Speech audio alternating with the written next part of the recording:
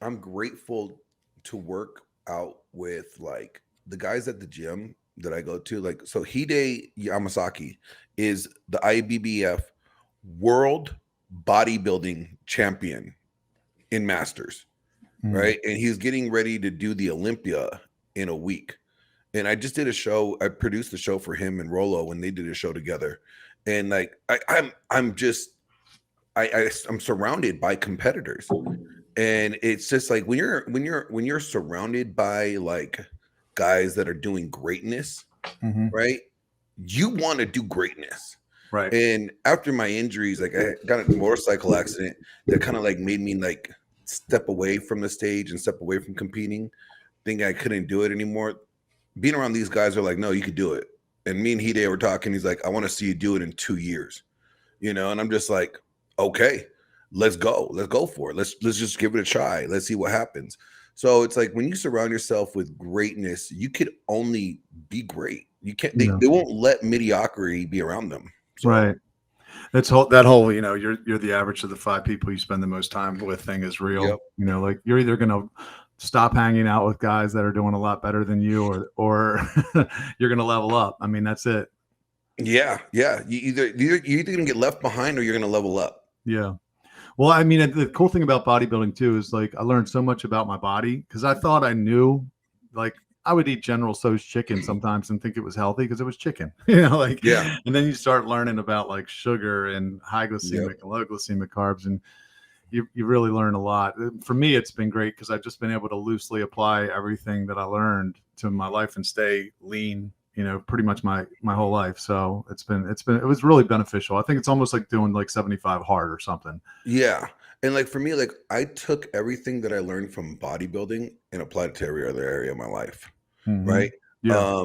I actually, it was after my first competition that I decided to go back to college and get my degree in theology Oh, wow. because the discipline, the military bearing, and then plus the discipline from competing, I Yeah. realized that there was nothing that I could not achieve Hmm. if I really wanted to. You know what I'm Right. saying? So Yeah. I was like, you know what? I'm going to go back to college. Let's do this thing. Mm. And I did it. And, the rest is history. So Yeah. it's like something about physical fitness, and I think what it does is it gives you a tangible goal, and it's a goal that you could see and achieve, and you could feel good about. And then when you just apply that discipline to other areas in your life, you're gonna start seeing that goal become a reality Hmm. and becoming something achievable. Yeah. It's kind of like that David Goggins thing, do something that you hate every day almost. Yeah, But yeah. I pulled up the video. I really want to show everybody this video because I thought it was great, and it really give everybody like a glimpse into your personality and what's important to you. So I'm going to share my screen here. Let's see. Here it is. Let me help you out. Can you guys hear that? Yeah, I can hear it. Okay. 18-year-old Christian dude that's watching this video. Let me help you out. I know this world is bright and right in front of you, right? And you don't know what you're gonna do. You want to chase girls or chase this or chase that, try to buy a Bugatti, whatever the case is. Let me give you a couple pointers and advice. Number one, the first and utmost and most important thing that you should be focusing on is your walk with God. Number one, right? Number two, develop frame. Rollo Tomasi writes in his 9 iron rules. It's the first iron rule that says frame is everything. You need to develop your own frame. Number three, make money. Okay, find a career. Start a trade. Do something that provides you enough income that you can live the life that you want, whether with woman or without a woman. But you need to have enough resources coming in so that you can either provide the lifestyle that you want or provide the lifestyle that you want with a wife and kids. All right. Number four, stay and maintain physical health. Good physical health. Okay, look, we all know the scripture says the body is our temple, right? Our body is God's temple. How are you being a good steward with what you are given? So before you could worry about, oh, you need to get a girlfriend or get a wife and get kids, are you a good steward with the body you already have responsibility for? If the answer is no, then you have no business getting a relationship. You can't even take care of what you got right now. All right, so maintain good physical shape and health. All right. And lastly, number 5, learn social skills. All right, we're calling it game, whatever. So learn social skills. Learn how to communicate and talk to people. Go be around people.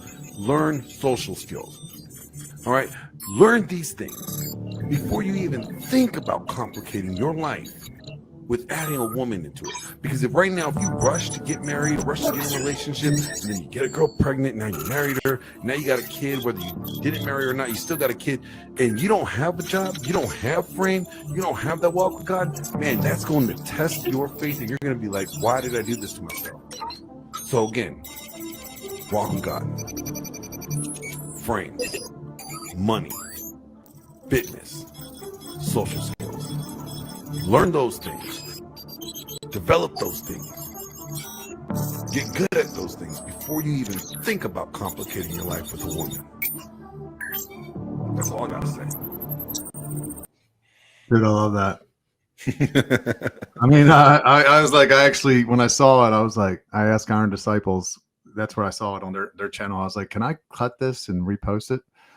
And they're like, yeah, man, we'll introduce you to the guy, Glenn, that made it. I was like, dude, it's just funny. So me important. and Mike talk every day. Like me and Mike from the Iron Disciples, we talk every day, you know, and it could be like, sometimes it's like a half hour, sometimes it's like an hour and a half, you know, we just find time to communicate and fellowship every day, you know, and it's important for me, and it's also important for him to do that. And I don't think a lot of guys understand the importance of strong Christian male fellowship, you know, and how important that is. Like, you know, your walk with God is great and it's important. It's the most important. Yeah. But who you connect yourself with and who you fellowship with and who do you maintain a circle with is equally important. Mm-hmm. In the sense of they're going to help support you in your journey with God. They're going to let you know, hey, man, you may be going too far, or you know what, hey, you may need to go a little further, you know, like, and if what guys tend to do, we tend to isolate ourselves, and when we do that, we kind of lose that sharpening iron process, Mm-hmm. and then we have a dull blade, and we're not ready for war, right? You know, so it's critical. Those guys are awesome, and I saw that video you guys did with them, and it was a great video. The episode. Yeah. Thanks.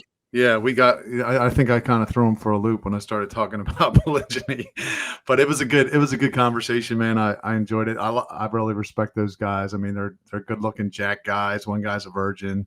The other guy. Yeah, Mike. That's my buddy. I always make virgin jokes with him too. It's funny.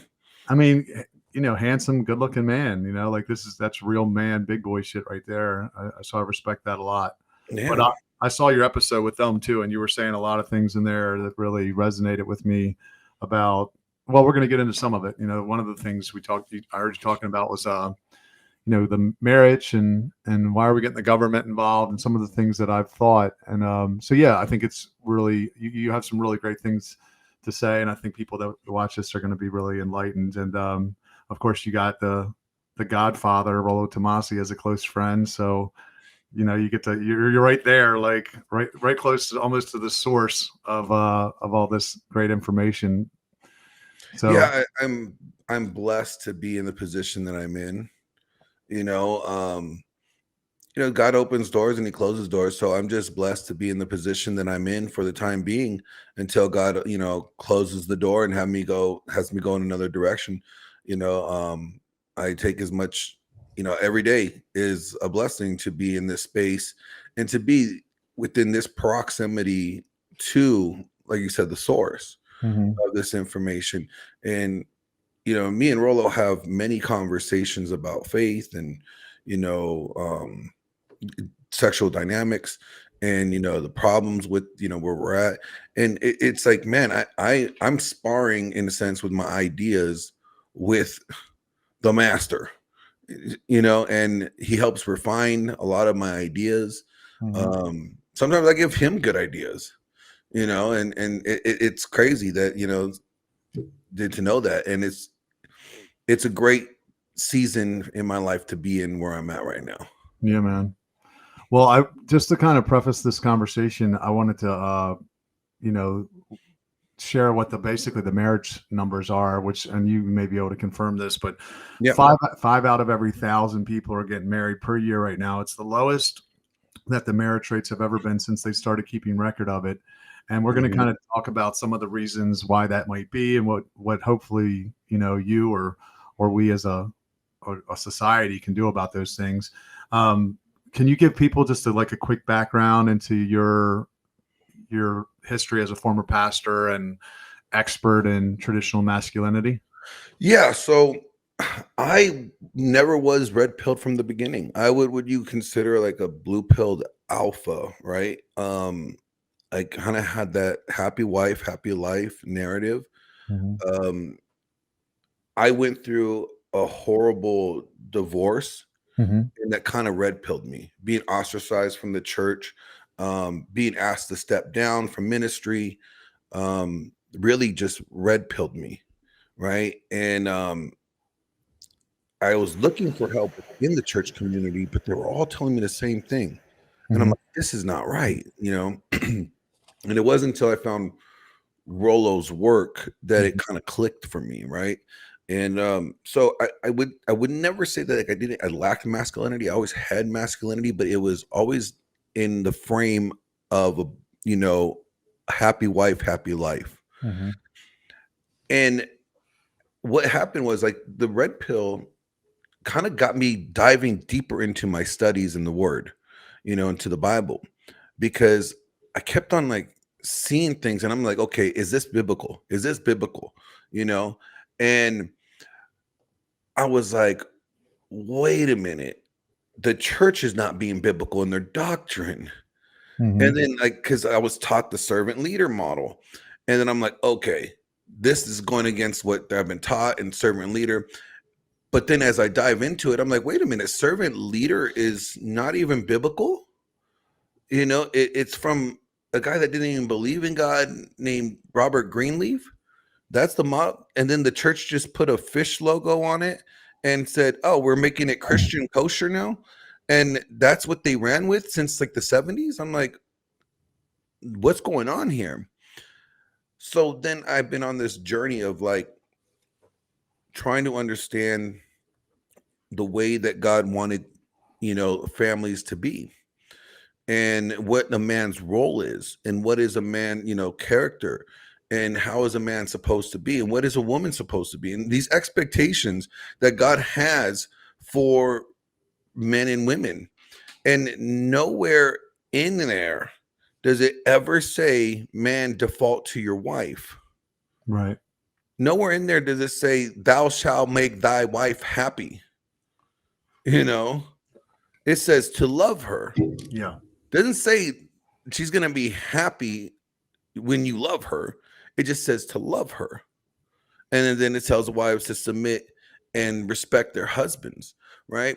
And then you read through Proverbs and you see all these warnings of bad women.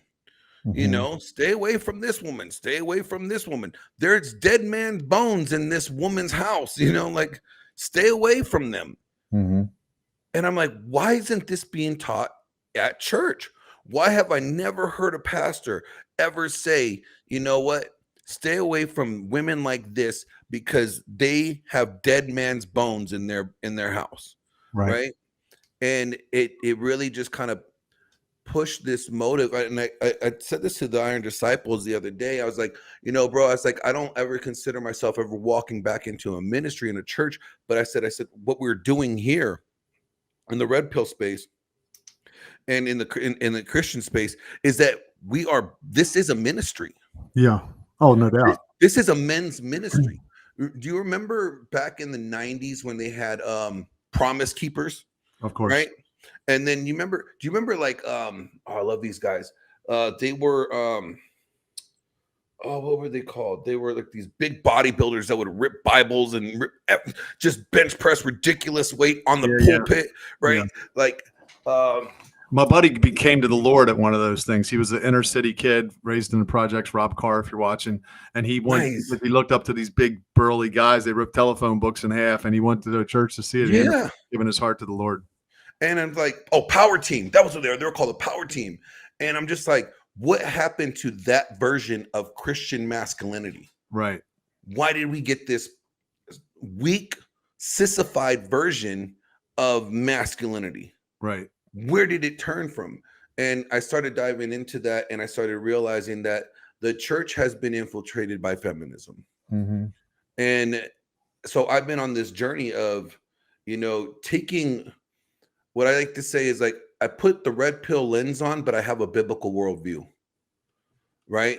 So I don't see things the way that the average Christian sees things, because they have a blue pilled or a unplugged worldview. Yeah. But I look at things from a very red pill lens. I have a biblical worldview. So like, I'm not Myron. I'm not going to tell you that you need to go bang 50 chicks. Right. Right. But I will tell you to spin plates. But I will say you don't have to have sex with any plate. 100%. You just want to get experience with women. All right. Mm-hmm. And that experience doesn't have to be sexually. Right. You should not sleep with them, but I love that idea, because it's when you know that you have options, you carry yourself in a different way. Women need to sense that you're fearless, that you're not afraid to lose them. I want you, but I don't necessarily need you.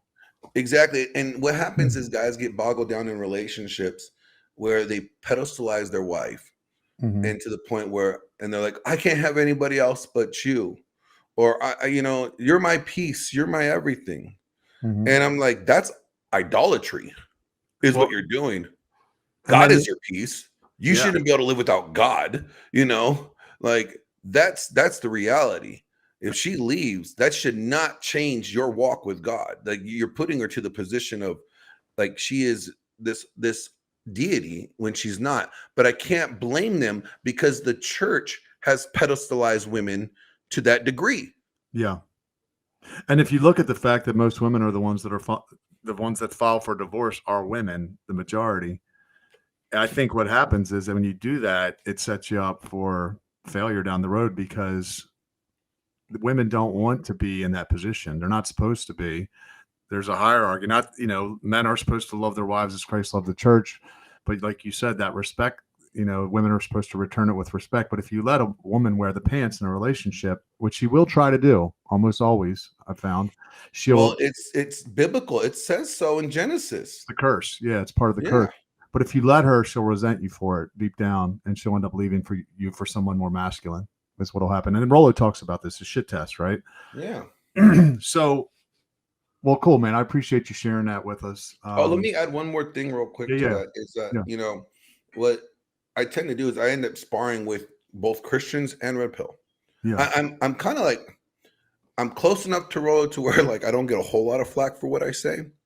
But there's still a lot of Red Pill content creators that don't like me, because I will say things that are biblical that go against, their ideas, right? Yeah. Yep. And there's things that I say to Christians about Red Pill that piss them off. I'm actually debating Ruslan, who's a Christian rapper, next month. And I'll be debating him about a lot of these things that we differ from. And I've talked to him out on Twitter and stuff. We have we correspond in the messages on Twitter, and he seems like a nice guy. We just have a very differing understanding of what the Bible says, and what is good for men and women. And it's the thing is, it's not hinging upon your salvation.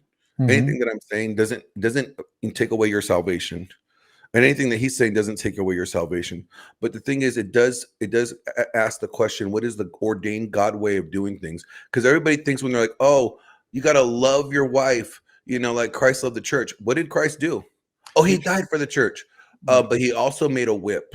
Yeah, the Lord disciplines those he loves, and chastens everyone he accepts as a son. So if he loves you, there's discipline involved. What did he say in Revelations? What did the Son of Man say in Revelations to the churches? Said, I'm cutting one of you're off. I'm Yeah. done with you. That's discipline, Right. right?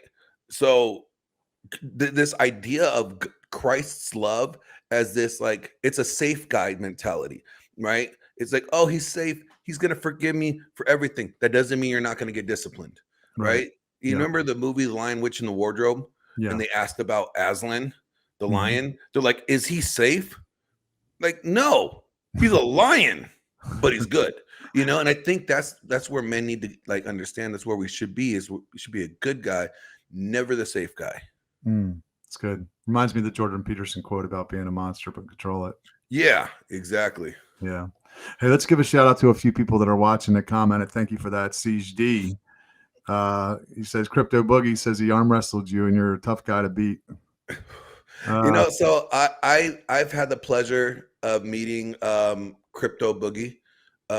He came out to Vegas for Cultivate Crypto's conference, and our Crypto Mindsets conference, and he's a strong believer, good guy.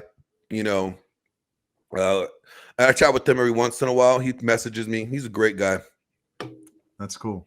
Kevin Hawthorne, I saw your comment in Lakeland, Florida. Online Money says Jim doesn't lie. If you can't pick up weights, you can't. Let's see who else is on here. Appreciate that super chat, CHD. Thank you for that. Fitness, finance, frame, and faith. Those are the 4 F's right there. One thing I really appreciated about you, Glenn, man, was that, like what you're saying, it's rare to hear somebody discuss the red pill stuff because usually guys like Ruslan will just dismiss it. But you said it from a Christian perspective, like you said, you filter it through a Christian lens. And the fact that even that in that Matrix video that we just watched, you said the first and most important thing is get close to God. Then that really is it. You had an exact order, and then frame a second. I really think even more important than being in great physical shape, you got to get that frame down. You have to. Women love confidence, and if you're not carrying it, even if it doesn't matter how much money you got or how good you look, you're gonna not make out in the end if you don't have frame. So I think you nailed it. You just hit it right in perfect order.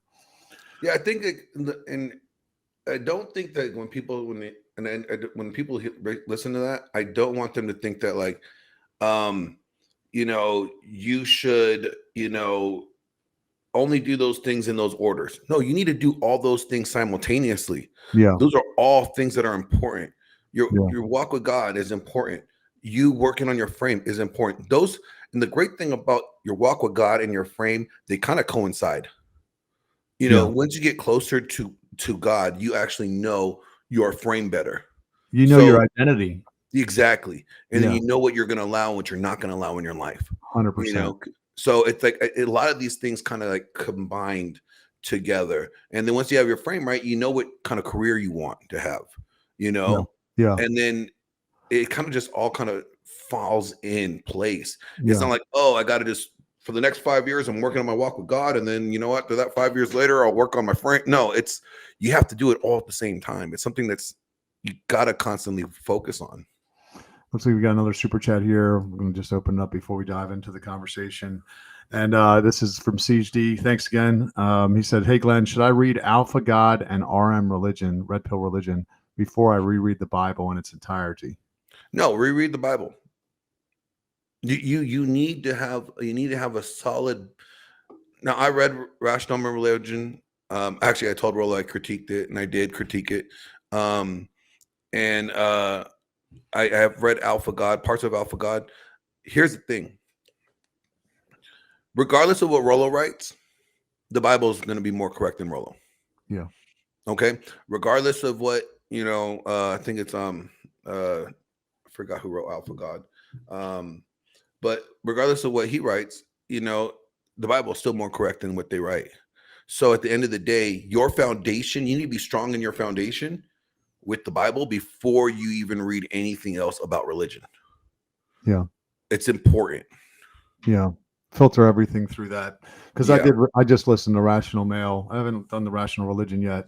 And there were definitely things I disagreed with in there, but there was so much wisdom in there too. So yeah, know the word first and foremost. I mean, as smart as Rollo is, God's infinite intelligence. So it'd be pretty hard to compete with that. But let's just really quick go over some of the main maybe top 3 to 5 reasons like why men aren't marrying anymore. I think I have a pretty good idea of what they are, but what would you say they are? Main reasons why guys don't want to get married. Yeah. One, what does it benefit them today? Unless you want kids, right? Marriage doesn't benefit men today. Because of the sexual revolution, and it's so easy to go out. I think Well, that's it's not just the primary sexual revolution, it's also just the way that feminism has infiltrated, our culture to the degree that it is. Our court systems are, literally designed against men. Yeah. So it's a losing bet. With the other party getting the incentive to leave you and get financial gain from it. Yeah. So it's not an equal, risk for either one. Mhm. Right? It's one risk for one group of people, and the other party gets the reward. So Mhm. it's not an equal risk. Yeah. Two, you show the marriage rate, but you also know the divorce rate's down. And this is what I love. Like when Matt Walsh says, like, "Oh, the divorce rate's going down." I'm like, "Yeah, Matt, because nobody's getting married. Of course, the divorce rate's going to drop when there's, the marriage rate is declining." We have these 20th century ideas of what men and women are supposed to be, but we live in the 21st century. Women don't need men financially anymore. They could get their own bag. We see them sell their butt pictures on OnlyFans. They're making a living without you. So women don't need you. They want you, right? Well, when you decide you no longer want something, you're going to discard their authority, right? So it's like, if there's not, so men are not needed, as Rolox says, superfluous. Men are become superfluous in today's society. So the only need for a man is procreation. Well, then if you just need him from one thing, then there's no value there. Right. Right. So men are coming to the point where it's just like, this is way too much of a risk than it is a reward. Right. And we see homosexuals, they adopt kids, or they get surrogates to have kids. And I've even had guys say, you know what, I'm better off just finding a baby mama or somebody to have a surrogate kid with, and get my kid from them that way. That way I don't have to put up with the wife aspect of things. And it's sad to where that's where guys are. But the other problem is you have women have become so masculine, and to the point where Genesis 3:16 is like in full effect. The desire to control your husband, but he will rule over you, is in full effect. We see women, not even if you just take out marriage, but you just look at men and women, we see women trying to control men in every area of life. And so that's confrontatious. That's not going to be realistic, and that's not going to work in a godly marriage. So, this idea that, marriage, and I agree that God created marriage to be a physical relationship to see between man and woman, and his promise with, Jesus and the church. But when have you ever heard the church tell the husband that Christ no? No, Christ, I'm not going to listen to you. Right. You are not being the leader that I want you to be. No, I'm not going to submit. Like, I am not going to respect you. When did the church get to say that? Right. Never. But we allow women to do that. So it's like, we see this, it's coming to the point for men. It's like, as Paul says, it's better for you to stay single. Better to live on the corner of the roof than being. Paul writes in Corinthians, hey, it's better for you to stay single, but if you can't withhold sexual temptation, get married. But for guys, it's like, especially when they get older and they kind of go through that young, age, and they're just kind of, getting with women and stuff like that. Like, I know guys in their 50s and 60s that are just refusing to get with women, period. They're not gay. They're just like, you know what? Too much of a problem. MGTOW, right? Yeah. And I don't necessarily have a problem with them going MGTOW. If anybody don't know, men going their own way, if anybody doesn't know what that is. Yeah, I don't have a problem with them saying that when they're saying, I don't want to put in the work anymore to deal with them. It's like, I'm not stopping for me leveling up, but it's like their behavior is not worth ruining my peace.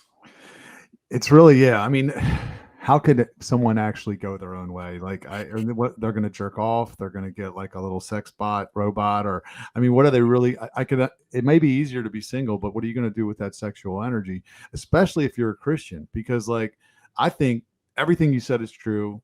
Specifically, it's so easy to get laid. That removes a lot of incentive because sex isn't really that carrot on hanging in front of men anymore. Because if anything, we can go out and find it.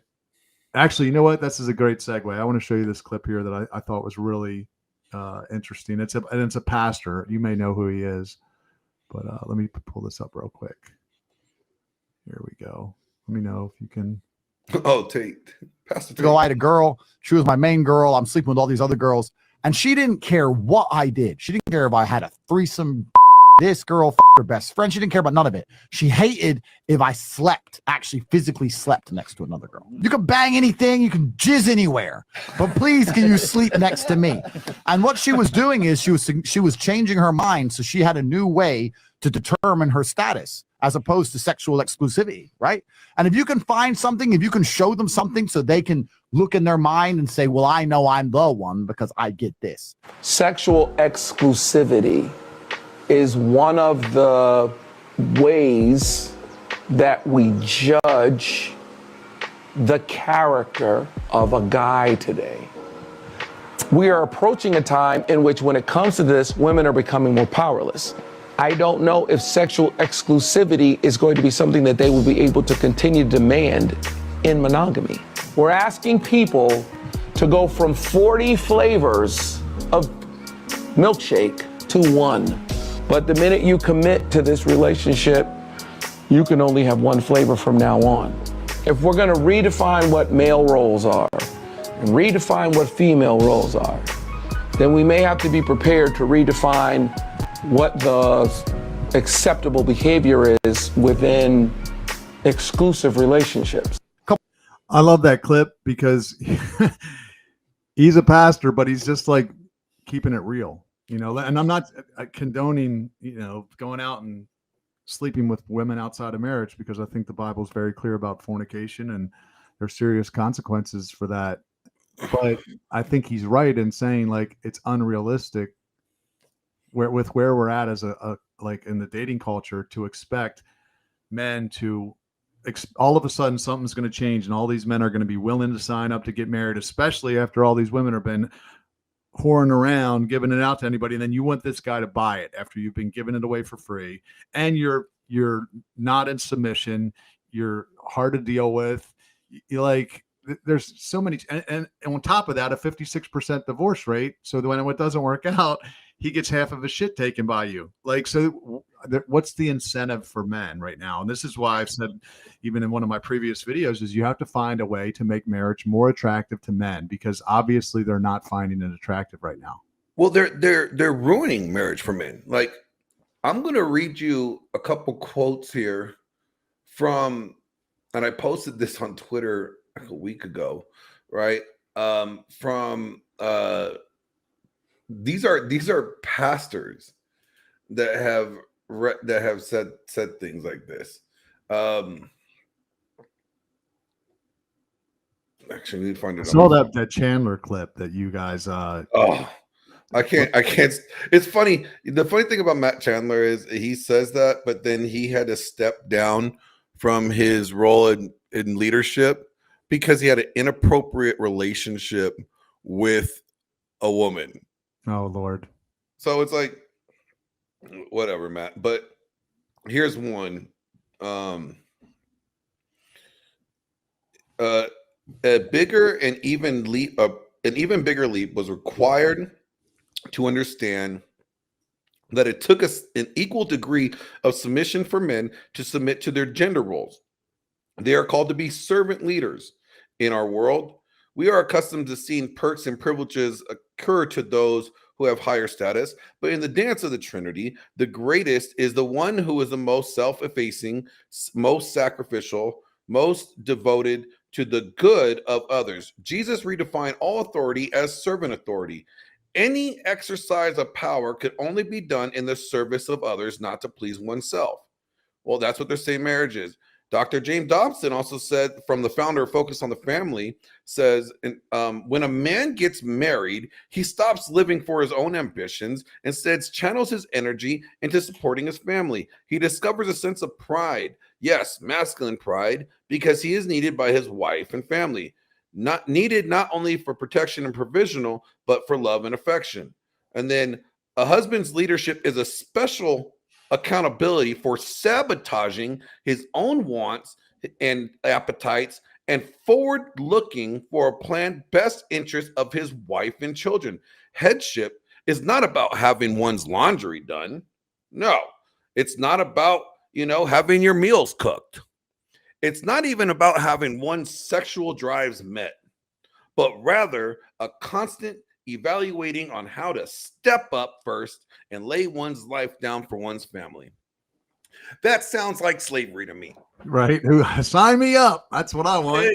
The Christian community right now is making marriage more unattractive than the hoes in the street. Right. Like, it's like at least the hoes in the street will let you still go after what you want to go after in life. Right.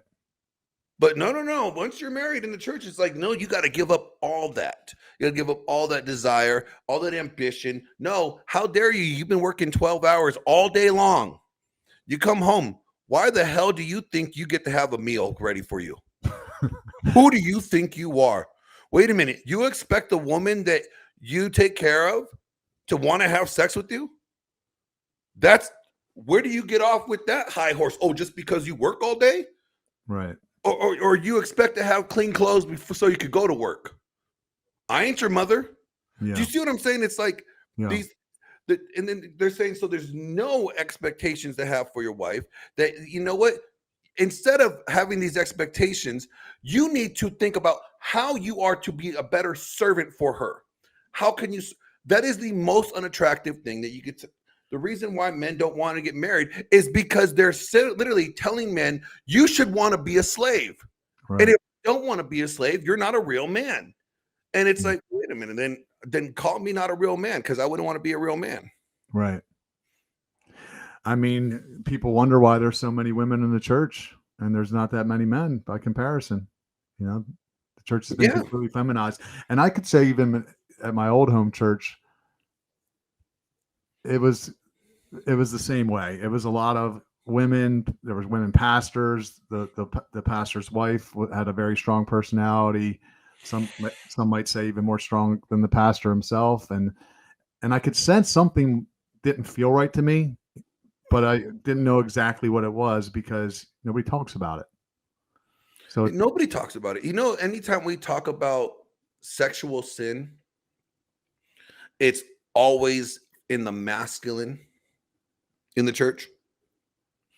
It's always done from a masculine point of view.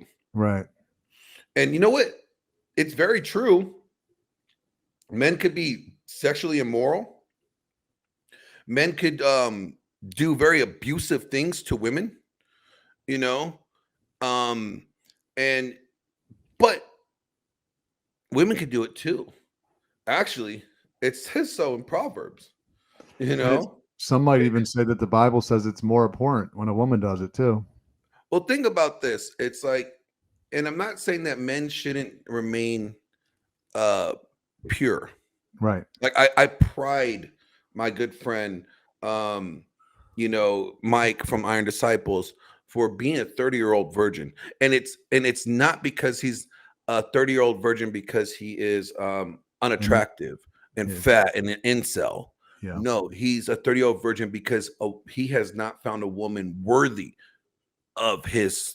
I tell everybody this: Mike hasn't found a woman that's worthy of his dick. Yeah. Look, ho, you're not worthy of my dick, or the things that come out of it. You're not worthy of my one and only golden ticket. Yeah, yeah. Because the reason there's Mike, I see you. Mike's here. Never mind. That's CHD that put his mic moving. Yeah, Okay. and it's like,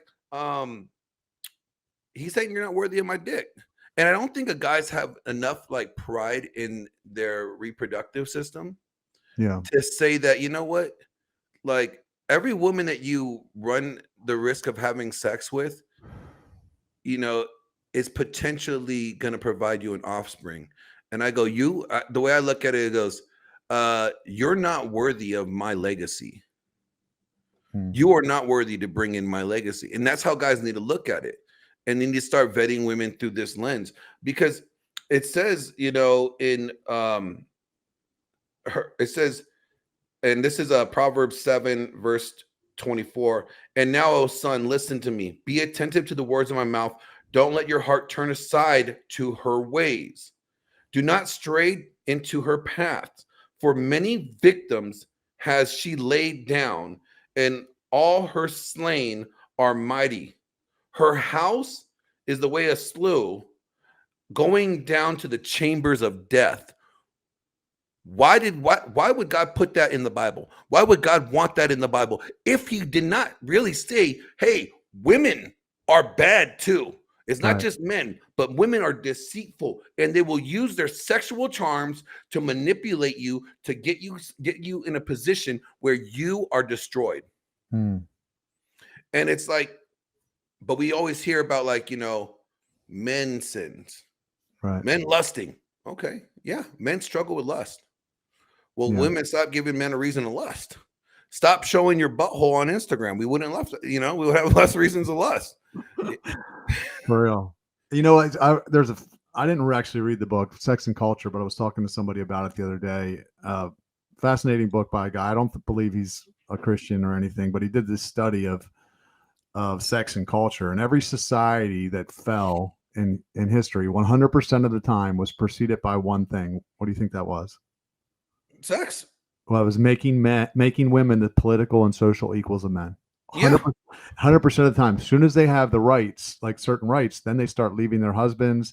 You start getting promiscuity. You start getting fatherless homes. Fatherless homes leads to a society collapsing because of all the, you know, kids growing up. They're 10 times more likely to have all the bad things happen to them. So and the guy didn't say we should take rights away from women. But he couldn't deny that was the root cause of it. Is as soon as you make women and I'm not saying that women shouldn't vote or anything. Don't misquote me.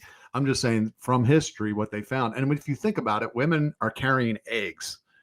You know, those eggs get fertilized, and if they're not, as soon as they loosen up on their sexual access, now you're going to have bad things happen in the future. And I think I don't even want to say we're at the beginning stages of that now in America. We're probably pretty far along because of the sexual revolution was 50 years ago or plus. 70 years ago now, isn't it? 60s, I think maybe. So yeah, 60 years ago. But you gotta look at it like this. Ever since the pill, a woman's vagina has been devalued. Yeah. There's no fear. There's no, like, we can't tell. Have you ever been able to tell, like, oh, she hasn't had a lot of partners, I could feel it? No. Like, you can't tell whether or not a woman physically has had children unless, like, you can see stretch marks or something like that, right? But other than that, you can't tell.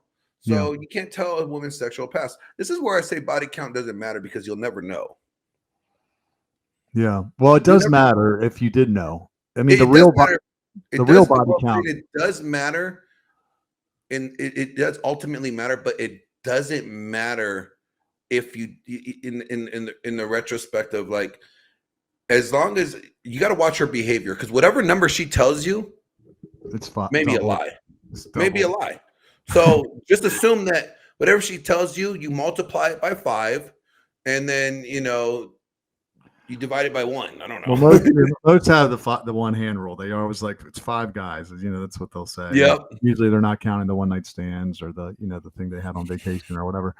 But body count matters. Women hate to hear it more for women more than men because of the way that they're wired biologically, it's proven that women with more than 10 partners have the highest divorce rates. And then, so there's a pair bonding issue there. Number one. Number two, it's just more trauma that they go through, where men can have sex unemotionally a lot easier, which is not to condone fornication, because both Glenn nor I believe that you should do that. It's a serious sin to sleep with someone outside of marriage. And that's not what we're saying, but the consequences are different for men and women, whether you like it or not. Well, I think the consequences are different, but also the call is different. Remember, the bride of Christ is supposed to be pure. Yeah. It's supposed to be blameless, right? Well, yeah, go ahead. When you look at that, it's like, hey, women, if you are, what is a Proverbs 31 woman? Is she a converted, hoe, and then she found Jesus? No, that's not a Proverbs 31 woman, Titus 2 also talks about, the qualities of a woman. And it says that, and this is where I think we have a problem with marriage, right? Why guys not getting married anymore or wanting to get married anymore is because you don't got older women teach your younger women how to love their husband and their children, not to be too much of wine, not to be busy in the home. We don't hear that from older women. We don't hear, you need to please your man. You need to submit to your man. You need to serve your man. Mm-hmm. We hear, get the bag, girl. Do you, boo-boo? That's what we hear. Yeah. And it's like, where women are supposed to learn how to be good wives from if their older women are not teaching them how to be good wives. Right. Yeah. So this is one thing I'll push back on too, is like when women say, well, a woman doesn't want a man that's slept around a lot either. And I'm like, I hear you on that. And you have every right to choose what kind of man that you marry. But the difference is this: women are the sexual gatekeepers. They're the ones that say when we have sex for the first time, almost all of the time, 99.9% of the time, the woman's going to say when we have sex for the first time. Well, yeah, outside of that is great. Right. Yeah. Now, but the men are the security gatekeepers or the commitment gatekeepers. This is why we are the ones to propose. So I tell women, imagine if you were dating a man and you fell in love, he proposed, and then you found out that he proposed to every woman that he dated before you. That's the equivalent, right? Because he was basically the thing that he had control over, that commitment, that security. He was just trying to provide it, give it to anybody that'll take it. Like that's what men, when you go out and you sleep with all these different men, that is what it feels like to us. Is like you had no, what the Bible says, no discretion. A beautiful woman without discretion is like a gold ring and a pig snout. Mm-hmm. It doesn't say that about men, right? Because men, every woman in the world can be promiscuous. Every woman. Yeah. Not only a small percentage of men can be promiscuous. They actually have to achieve some level of status usually in order to do it. Not to say that it's right, but that is the way that it is. So that's why men will look at a woman or people, or not just men, people will look at a woman that has slept around as a hoe, but a man will be looked at as a stud. Yeah. Well, it's also like this, and Myron says this, it's like, a woman is given like $1 million when she turns 18 and she's legally allowed to have sex, right? She has given $1 million, right? Just because she's a woman. Yeah. And every guy she sleeps with, it's like giving $200,000 away. It's great. So then, you know what? Let's say I have to earn my wealth. As a man, I have to earn my status. I have to earn my right to I have to earn my wealth, right? So once I get to the point where I have the wealth and I have options to buy, why would I buy you? Yeah. Why would I want to invest my resources in you? Yeah. If you have 20 bodies at 200,000 a pop, right? What do you have by the time I meet you? Right. You're in debt. It's nothing. It's not worth anything. Yeah, and I want to make sure that we're clear on this, because there's some women I'm sure that are watching this. Is we're not devaluing women. If anything, we're trying to tell you, know your worth, because it is worth something. I almost looked at myself. People would say, "Oh, you didn't value women when you were a man whore." I'm like, no, I would almost say I valued them more because I knew what they were giving away was valuable, and I was just greedy because I was taking as much as I could of it because I knew it was valuable. It's like Pokemon. You got to catch them all. You know. And in that mindset, it's like the way I looked at it is like when I was a man whore, it's like, or in those, no, I never was a man whore, but like I say, in those days of promiscuity, it wasn't like I didn't value women. Really, I don't think I go back to I didn't value myself. Yeah. In the sense of like whoever I sleep with, I potentially give them a legacy. And it's like, I'm not giving up my legacy to anybody. Yeah. That's not worthy of my legacy anymore. Like that's you don't get to say that you brought in the heir of Glenn Lawrence. Right. You know, that's a high honor. Sure. That's a privilege. And guys don't have that mindset. We put the vagina as the privilege. And I'm like, no. This is the privilege. You know, like you may be the gatekeepers of sex, but I'm the gatekeepers of a relationship. Mhm. And you only get this. This is the perk from the relationship. Yeah. You know? That's And right there. guys don't have that mindset. They're like, oh, I gotta convince the girl. No, the Bible says man wasn't created for women, but women created for men. Yeah. So why do I need to constantly prove myself to someone that was created as my helpmate? Right. My helpmate needs to prove themselves worthy to be my helpmate. Yeah. Right? It's a mindset thing, but we have been indoctrinated to think that the servant leadership model is the way to go, and that not saying that guys don't have to be valuable or prove themselves worthy to the woman, right? Not saying that they have to prove themselves to be a good person, absolutely, right? But at the same time, again, when did it become that the thing that women were created for was a man to be their helpmate? When did the creation have to be, prove themselves worthy for the thing that was created for them? Yeah. I think with you though, you know your purpose. You're putting a dent in the universe, right? So you're able to carry yourself that. I think with a lot of guys, I'm a firm believer in purpose before person. I think that's the way God designed it. Adam and Eve going all the way back. Adam got a job. He didn't get Eve. Eve came along later. You need to figure out what you're here for. And you even talk about that in that Matrix video is like, make money, right? Like go out and find your purpose, because that's super attractive to a woman when you are after your vision, your mission, for your life, then you can have that frame. But if you don't know, like, it's hard to carry yourself with that level of respect. If you're not even sure what you were put on this earth to do, you think the woman is the purpose, and that's where things start to get twisted. I want to get into like some of the ways that maybe to remedy this, because I have some ideas, and I'm sure that you do, of like how maybe we could turn this around, or leave, like, whether it's society at large we can turn it around, or just on an individual level. I want to give a shout out to a few of these comments here before we go down. Red Sparrow is watching from Italy. She is actually part of the Waiting Works community. There's a good girl right there, guys. She's been waiting for, I don't know, 5 or 6 years. Good military girl. Where in Italy? I have a brother stationed in Naples. Yeah, I don't know. I think she was just stationed there. Let's see. Crypto Boogie says that he asked how'd it go. That was a while back. I'm not sure what that was in response to. Just keep going. She said women don't respect themselves. They're extremely desperate. It's not. I don't think women are desperate. Women know exactly what their value is, or they inflate their value. I don't think they don't respect themselves, or they choose not to respect themselves because they see the monetary gain they could get from it. Crypto Boogie asked a question. Or I'm sorry, CG, my bad. He said, Invincible Extremes Muscle Cars Garage. What about Alpha God? Hector Garcia. Rollo recommended it. Oh, that's a book. Yeah, Alpha God is the book that Hector Garcia wrote. And that's one I've read a little bit about. I haven't read the whole thing yet, but it's a good book. It's definitely a good read. I definitely wouldn't say read that over the Bible, but I definitely say read the Bible, then read that. Mm-hmm.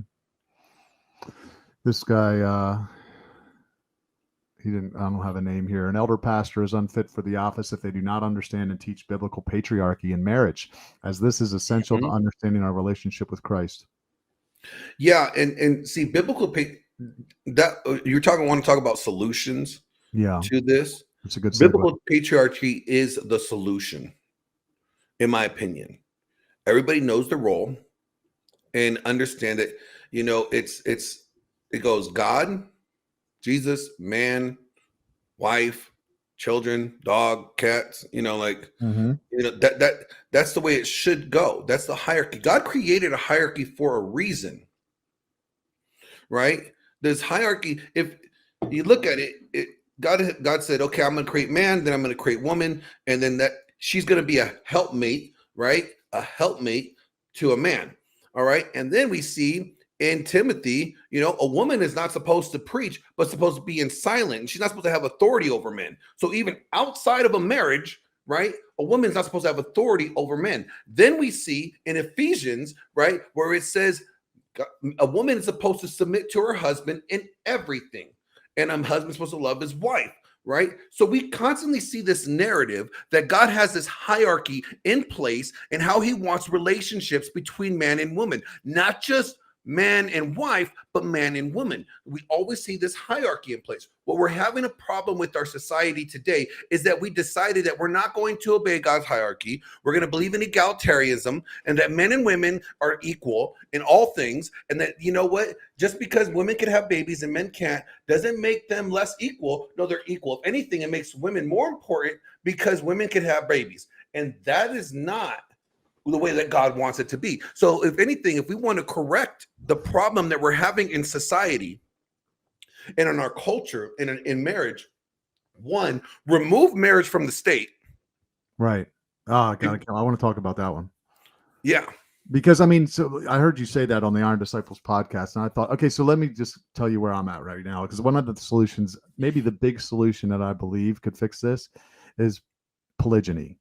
Okay, polygyny meaning a man having multiple wives. The reason I believe that is because, first off, let's go back to the beginning. People say, "Oh, Adam and Eve was the ideal for relationships models," and I'm like, "Look, the Bible was written by Jews and for Jews, and they didn't even believe that. They were polygynous." Okay, so let's dismiss that. In fact, Jews didn't stop being polygynous till like 1,000 years ago, and it wasn't because the Bible says so. It was because of anti-Semitism. They were living among, foreign nations, and they didn't want to be, they were all monogamous. But if you look at the term romantic, where did that come from? It came from the Roman Empire, because they thought they were so superior because they had monogamous relationships, but it was serial monogamy. It was hopping from one monogamous relationship to another, which is what Paul directly preaches against in the New Testament when he talks about people. I used to think that verse, the deacon must be the husband of one wife. That word "one" is also used as first in many times throughout the Bible. Husband of first wife, meaning he's preaching against serial monogamy or against divorce, some would say. But if you look, like even Martin Luther, and I had this quote up, I wanted to read it because I've said it before, it's pretty eye-opening for me. He said, "If a man wishes to marry more than one wife, he should be asked whether he is satisfied in his conscience that he may do so in accordance with the word of God. In such case, the civil authority has nothing to do with the matter." He starts it off with, "I confess that I cannot forbid a person to marry several wives, for it does not contradict the scripture." Man, when I found that, I was like, oh my gosh, here I've been operating for the last 23 years since I met the Lord, that monogamy was the only marriage structure acceptable to God, because that's what I've been taught. When in fact, it was never really in the Bible. Monogamy is never mentioned in the Bible, nor is polygyny, but there are multiple examples of great men of God that had multiple wives. And actually, God commanded it in some cases. I challenge everybody to go back and watch episode 88, the last podcast where I had on Berean Patriot, and we talked about this, where it can't be sin. And we proved that it's not sin because God doesn't regulate sin. I always look at the context of it, though, right? And I think the context is important when you practice hermeneutics. I think I told you this before. I think the reason why polygyny would be a sin today, because in Romans it says, obey the laws of the land, right? So if the laws prohibit polygyny, then it has to be a sin because God tells us to obey the laws of the land. Well, hold on. Let's talk about that, because look at Shadrach, Meshach, and Abednego. In their time, there was a law that you had to bow down and worship this idol or whatever. So I think legislation can't override God's laws, because there is laws that tell you in the Bible, in the Mosaic law, that if your brother's wife your brother dies and she doesn't have a child, you have to marry her and impregnate her basically, and you have to continue having sex with your first wife. In Exodus 21, it says if you take a second wife, you have to continue providing and sleeping with the first wife. Yes. I mean, it starts to become very clear where like a woman is supposed to marry one man for her whole life, right? And that man, if he falls in love or even sleeps with another woman, because it says if somebody sleeps with a virgin, he has to pay the bride price. He has to marry that woman and provide for it. You sleep with her, she's yours. You're taking care of her. I always like to say, like, God put a hymen on a woman for a purpose, because he says, look, you break it, you buy it. It's a seal. So I think it starts to become clear that God was okay with it. And like Martin Luther said, polygyny is better than divorce, and it's better than adultery. It keeps the fathers in the homes. And if you look at even like we're just talking about with the sexual revolution, where you got all these women that have now been sleeping with all these men, who's going to marry them? You think like I'm well, you got Isaiah that also says, Isaiah 4 talks about there's going to be 7 women going to a man saying, please marry me, and keep me from my shame. Yeah. Right. There's going to be a time when that happens. And, this is polygamy. I say, I don't have a beef with it. I do see that it is that God has allowed it in times. He actually has even blessed people with it. Leo. Right. So for me to be like, oh, well, it's a sin. I'm like, kind of confusing if God's blessing Leah and Rachel, with children because they gave her husband Isaac their housewives or other wives to have kids with. How are you going to say that's sinning? God literally blessed them, right? So I can't say it's a sin, but it's not necessarily the original design that God had. And I think that's, it's like when people say like, more money, more problems. More wives, more problems. more pussy, more problems. Okay. Yeah. And we kind of see that with Isaac to a degree, right? Leah is like, wanted, or is it Rachel or Leah? One of them wanted some mandolins, right? And, one of them was complaining like, oh, so you're taking the mandolins my son, brought. And then, I think Leah was like, look, I'll let Isaac come sleep with you tonight. Like just chill out. All right. Him out. Yeah. She pimps him out. And it's like, I think so I don't necessarily think it's a sin. When it comes to sinning, I think that it is a sin when, although you brought up Shadrach, Meshach, and Abednego, we also got to understand that was part of the 10 Commandments. And God said, thou shalt not worship anybody but me, right? Mm-hmm. So that's different than if you notice, like, there's no 10 Commandment, and this is where your argument stands. There's no 10 Commandment that says, thou shalt marry only one wife. There's never explicitly that's not stated. A 10 Commandment. It's not a 10 Commandment. Never in the Bible, not just in the commandments. Again, Jesus fulfilled the law, right? Jesus fulfilled the 10 Commandments. We can't abide by the 10 Commandments. That's why we had Jesus come here to the beginning, because we sucked at trying to. God said, look, I'm going to give you 10 rules to follow. And we sucked at following 10 rules. All right. And then Jesus is like, you know what? I know there's going to be this guy named Glenn Lawrence, and he's not going to be able to follow 10 rules. I'm going to give him 2. Love God, love thy neighbor. You do that, you fulfill all 10. And so when you look at marriage and it's like, okay, is polygyny a sin? No, it's not a sin. It's definitely not the way that God intended relationships to be. So if we're trying, and this is where people are like, well, okay, well, polygyny is a sin. Well, no, it's not. Although God said, I intended one man with one woman, right? In the Garden of Eden, you got to look at it from a perfect form. There was no sin. There was no temptation. There was no evilness going on, right? Right. Yeah. There was no lust. There's this perfect matrimony, this perfect harmony where God's intention of one man and one woman could flourish, right? But look at the results of the first monogamous relationship. It was a disaster. Well, it's, But look at the, if we're gonna talk about that's an argument people use is, well, they're all the relationships, the polygynists were disasters. I'm look at Adam and Eve. It was well, we're you all look at still it. suffering the effects of that. So it's like I look at it as like, okay, this is the way God intended relationships to be. Yeah. But because of the fall of man, because of Adam and Eve sinned, right?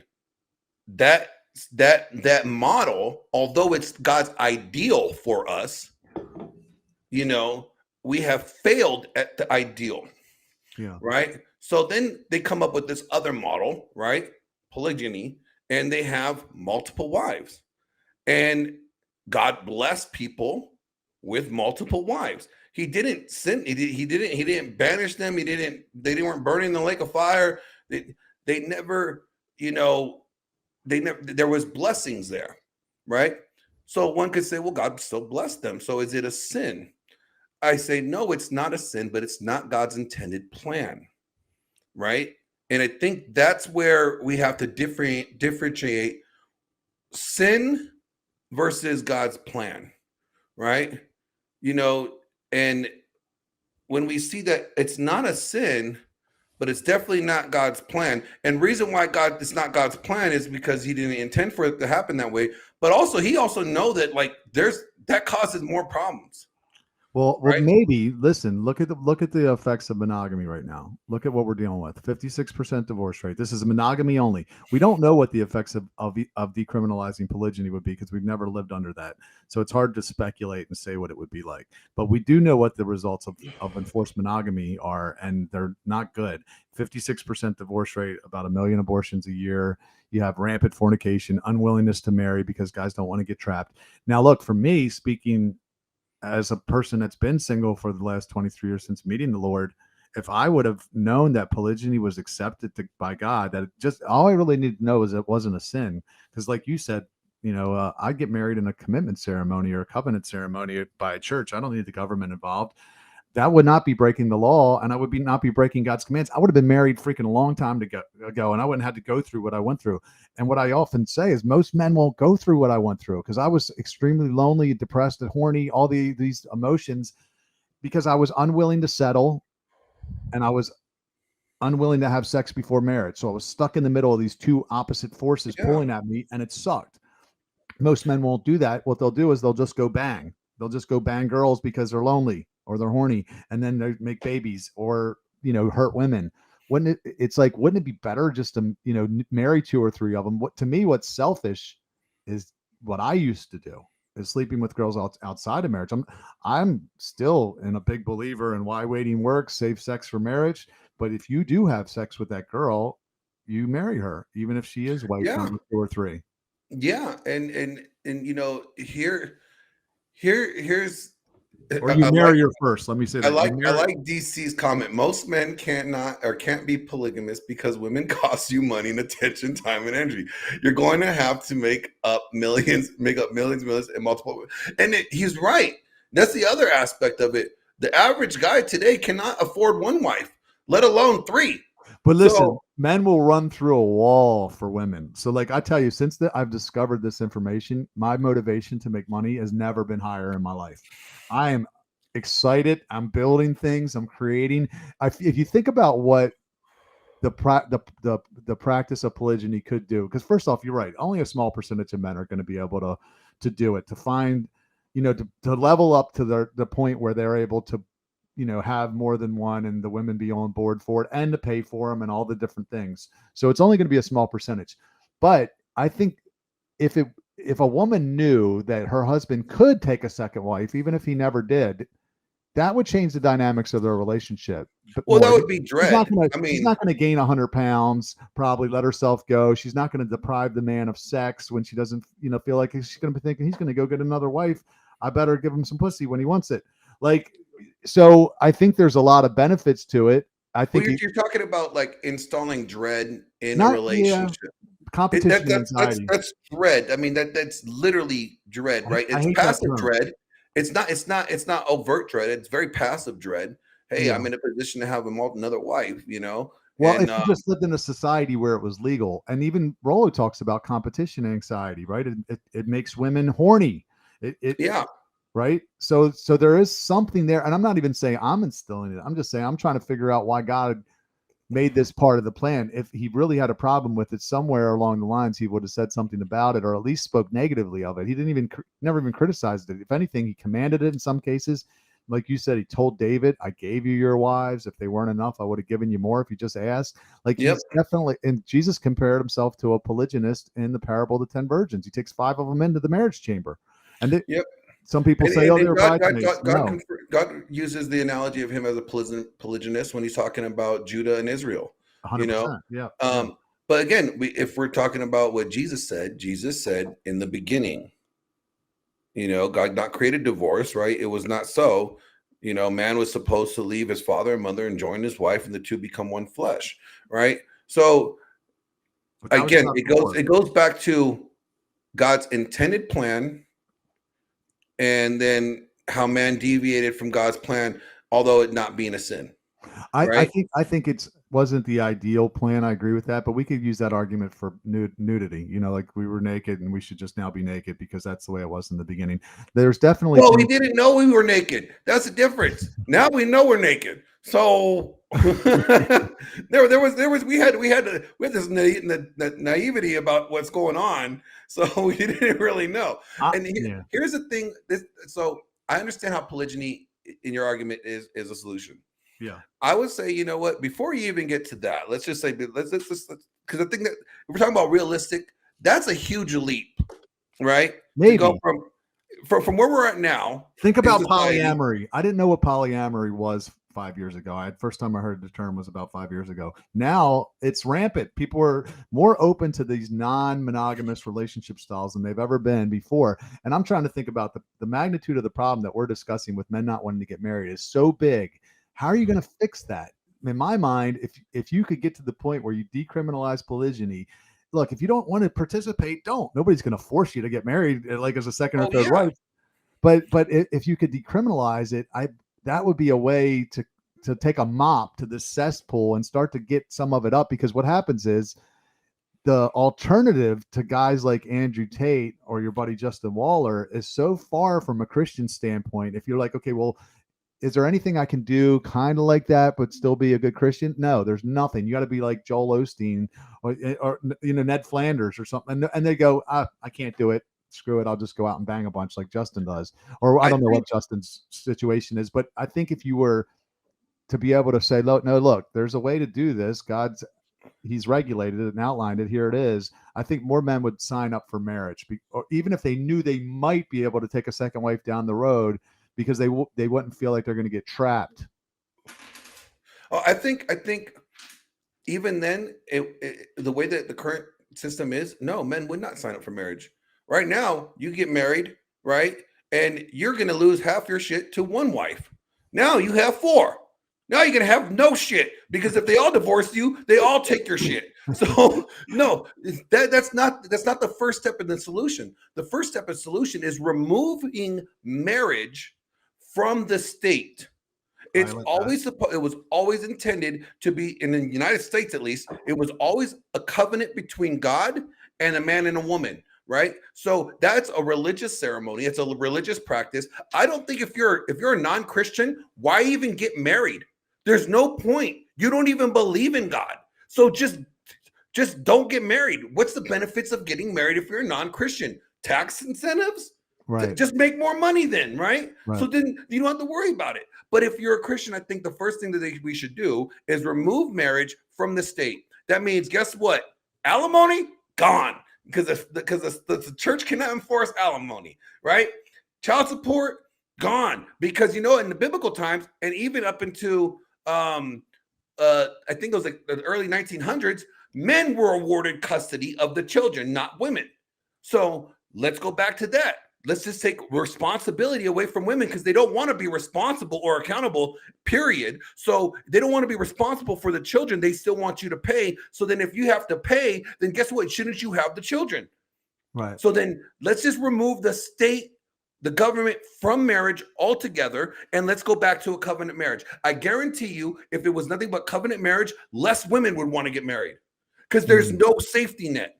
Well, let me ask you a question, because this is something I've been thinking about, especially as I've been considering polygyny. Can you do a covenant ceremony in the eyes of God at a church by a pastor or whatever, and still give the women some kind of protection? Because I love what you said, actually. Let me say this. In the Iron Disciples podcast, you're like, why are we putting our faith in the government as Christians? And that's 100% spot on, because if you listen to what Paul says, we're not even supposed to take each other to court. So like, if you're a Christian, why are you putting your faith in the government in your marriage? Because believers aren't even supposed to sue each other. Paul is very clear about that. He's like, it's better to get taken advantage of than take your brother or sister to court. So can you do a covenant ceremony in the eyes of God at a church or by a pastor, whatever, but still sign some kind of like prenup so that they get some, like, to know, like, hey, if we make a bunch of money, you're still going to get half. Because here, I don't want to break the law, but I'm pretty sure that God's calling me to this polygyny thing. So I want to be. So I think like you could do this. You could set up a trust. Okay. Or you could set up like a prenup and be like, hey, if you know, in a contract could be a civil matter and has nothing, because that's what contract law is, a civil matter, right? Not criminal, it's civil. So you could say, hey, you know what, here's this prenup.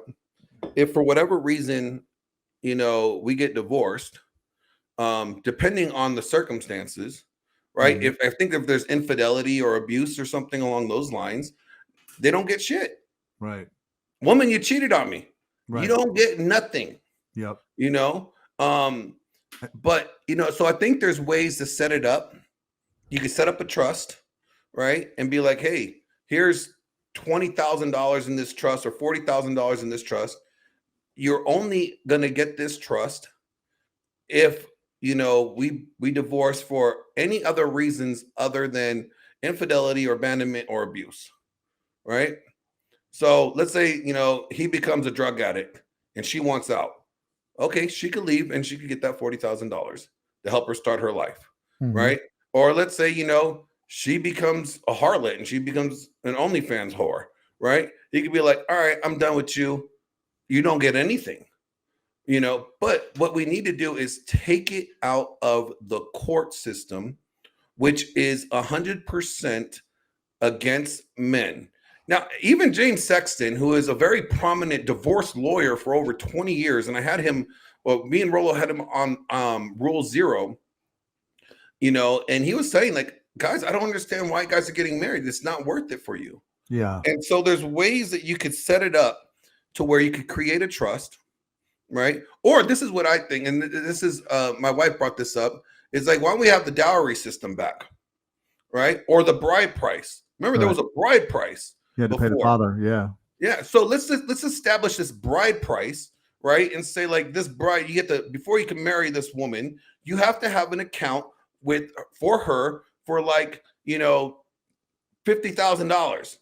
And that has to be secured for her before you get married.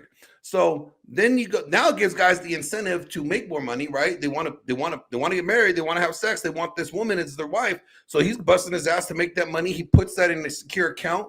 Okay, if anything happens, she has this bride price that she could live off of. Yeah. Or that she could start her new life with. That right there, you could create something. Now, if you want to have multiple wives, then you're going to have to pay multiple bride prices. And I really hope you have over $200,000 to put it in there, because that's what it's probably going to cost, you know, $50,000 for each one. That's going to be $200,000, you know? So it's like, there's ways to do it and just remove marriage out of the church. But again, or remove the church or marriage from the state. But right there, let me tell you something. Women have more faith in the state than they do in God. 100%. I would say men too, though, in the church. Same. No, men don't have, there's no faith in the state. You have no faith in the state. Actually, yeah, you're right. So if you got divorced, as far as when you're talking about marriage, yes. Yeah. So that's what I'm saying. So when they get married, women, why you really want to test a woman? If you really want to test a woman and see if she's really for you, then you tell her, I want to get married, but I only want a covenantal married. I don't want to get married with the state. See what her response is. If she's like, no, I really want to just get married to state, you know, blah, blah, blah. She's already thinking about security. She's thinking about security, and she wants security more than she wants the marriage. I see. I sympathize with women I'm talking to a girl now, actually, and we've talked about this very thing. And I sympathize with it because they do want security. That is hardwired into them. Men want sex, women want security. So how can you give them the security without having the state involved? I guess it goes back to what you said, where there's some kind of contract or something written. Yeah, well, the bride price, remember, the bride price was paid to the family, So it was like you pay it to the father. Like, here, future dad-in-law, here's this money for the bride price. Now, their parents, I mean, this is why we remove parents from marriage anyways. Before, dad had a say-so. He had the say-so. Remember that song, Why You Gotta Be So Rude? The guy is like trying to go up to the door to ask the dad's for the marriage, and he's like, no. Yeah. And he's like, and the dad's saying, you're not level enough. You're not at the status that I want you to be. You're not a man in my eyes that's worthy of my daughter's hand. Right. We don't have that anymore. No. And women are actually just like, oh, well, she wants to marry Joe Blow, the crackhead. That's fine. That's what her heart is. Let's let her do that. And it's like, okay, but now women don't make good decisions. We already know that. They're actually attracted to the bad boys. I just did a video that women don't want good guys. They don't. They want the bad boys that they can right, change. And then they want to get ran through the bad boys, and then they want the safe guy. Right. The guy that's not going to hold them accountable, the guy that's going to let them walk all over them, the guy that's going to let them do whatever, is going to be the happy wife, happy life, that's going to defer authority to her, that's going to only see things through her way. That's what they want. But the good guy, they overlook the good guy because the good guy is good, not just to him, but to everyone around him. But was he good to, you ever seen the movie The Lion, Witch, and the Wardrobe? Yeah, you talked about the lion, right, being safe. Yeah, Aslan is not safe. He's a lion. Yeah. Right? And it's like, and Aslan's supposed to represent Jesus in the movie, right? Jesus is not safe for Satan, is he? Right. Jesus is not safe for Satan. He's coming to kick Satan's ass. So if Jesus is not safe for Satan, it's safe to say that Jesus is not safe for everybody. He's not. He even talks about, I'm coming with a sword and I'm dividing families. I'm separating mothers and sons and fathers and daughters. He's not safe, but he's good. And women don't want a good guy. They want a safe guy after they've been ran through by the bad boys. And then now you wonder why marriage is not working right, because guess what? The safe guy and the bad boy both fail them. Yeah, right. That's true. I was watching a Tate interview. I forget who he was on with, but he was talking. I think it was when he was on with that Brittany Renner girl. And he was like, look, when, he said, when a man's young, he's like, he's 20 years old. He ain't got no money. He can't fuck. He's like, no girls are giving him attention. When he's 25, same thing. Basically talks about all the way up until he's like in his 30s. And he finally starts getting some attention. And then the 30-year-old women want to tell him, you should be monogamous and settle down. He was like, bitch, you weren't. When you were in my place in your life, when you were 20 and you had all the options, you're out screwing every different guy, all the athletes and the bad boys and on the yacht and whatever. He's like, you weren't doing it. And now they expect men. They try to shame men and to be a man. You should be mature. Like, what were you doing when you had all these options? Not condoning it. It's funny that women say that men need to man up. Women don't even know how to be a man to begin with. Right. So how they could tell us to man up? No, women up, Like I think guys need to have a higher standard for women. And I think that's part of the problem why marriages fail. Men don't have a higher standard for women. The standard is she's cute, she looks good, and she touched my pee-pee. That's the standard. That's the only threshold that they have. Yeah. Her being a submissive wife, a good mother to your children, a good homekeeper, a woman of wise words, all that's like bonus to guys, right? Oh, she doesn't, but the threshold for women is she's hot and she touched my pee-pee. Like women are allowed to have this ridiculous standard for guys. You have to have six-pack abs, you have 6 figures in your bank account. You have this thing, you have to be that, you have to have this, you have to provide me this, you have to provide me that. And it's like, okay, cool. Ladies, guess what? You got to be submissive. You can't be a whore. All right. You have to be agreeable. You have to be pleasant to be around. You know, you can't be malicious. You can't be a manipulative woman, right? That's what guys are saying. But women are like, how dare you hold this standard to me? Right. I touched your pee-pee. That should be good enough. And guys are like, you're right. You're right. I like my pee-pee being touched, you know? And so guys, we kind of sabotage ourselves in this state where it's like we allow women we lower the standard and threshold for women, but then get mad at women when they don't meet our threshold. Right. Well, you never held them to a standard to begin with. Now you want to hold them to a standard in marriage? Yeah. You weren't holding them to that standard while you were dating. Right. And it's almost like it's a very deceitful way that guys do it, thinking that, okay, once you get married, I'm going to hold her to the standard. You should be holding that girl to the standard from the beginning. Right. No, it's good. Got a super chat here from Crypto Boogie. Thanks again for those, Crypto Boogie. He said that would be a dope ass short clip to what Dr. James Dobson said and your response. Let's keep going. We'll take a few comments here.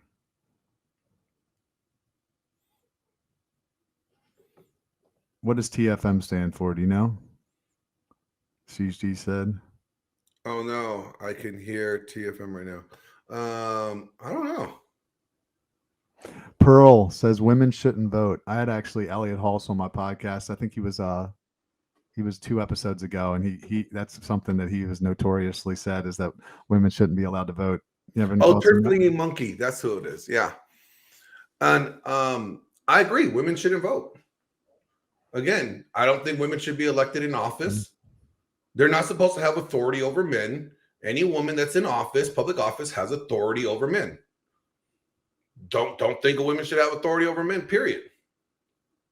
You know, I don't think that, you know, women should vote.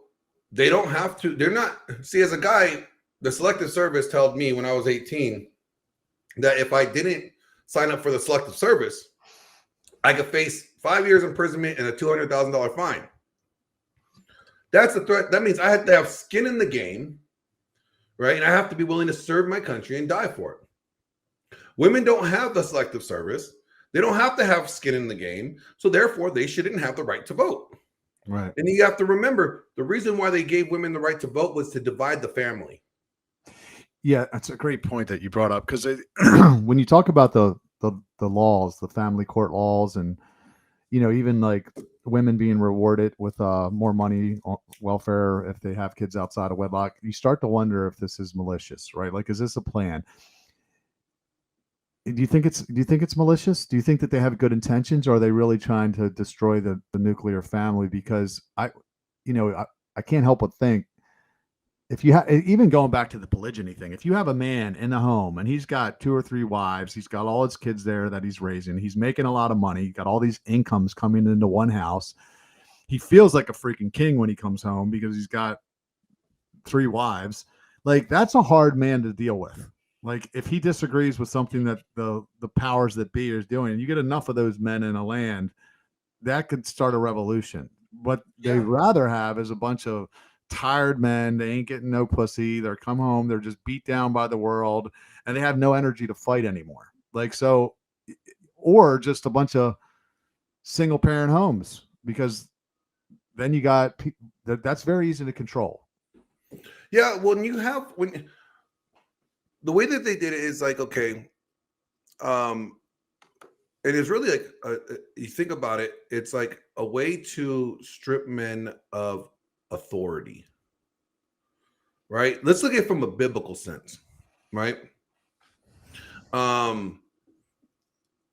You know that if God says in the Bible, or if Paul writes in the Bible, women are not supposed to have authority over men, then giving a woman a right to vote is giving her authority over men. Because she can elect a man?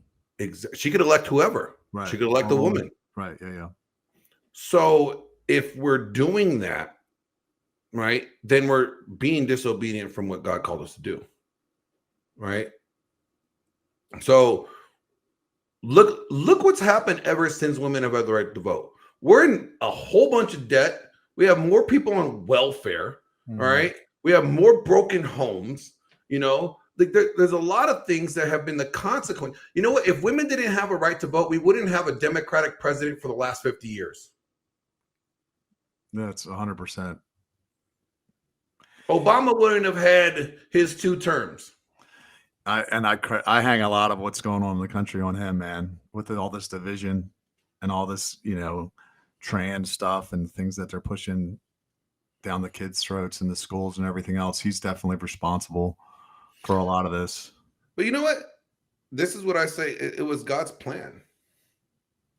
God's will. God, remember, the Bible says God puts the leaders above us. Yeah. He elects them. So for whatever reason, God needed Obama or wanted Obama to be the president. Yeah. I may not understand it. Yeah. But God knew. And he has a plan for it. And the same reason, you know, same thing with you know, they have like Biden. Biden is half dead. I don't know why he's in president. Yeah. But God has a plan for it. Yeah. So although I may disagree with these presidents, you know, adamantly, it's not my plan, it's God's plan. Right. So we have to go back to saying, okay, God, let thy will be done. Too often we are like, okay, Lord, I want this to happen. I want this to happen. Rarely do we ever say, hey, God, what do you want to happen? Yeah. No, I agree. I mean, if I wasn't a Christian, I'd be scared right now because the way the world's going, if I didn't realize that God is in control, regardless of the way it looks sometimes, I'd be pretty afraid.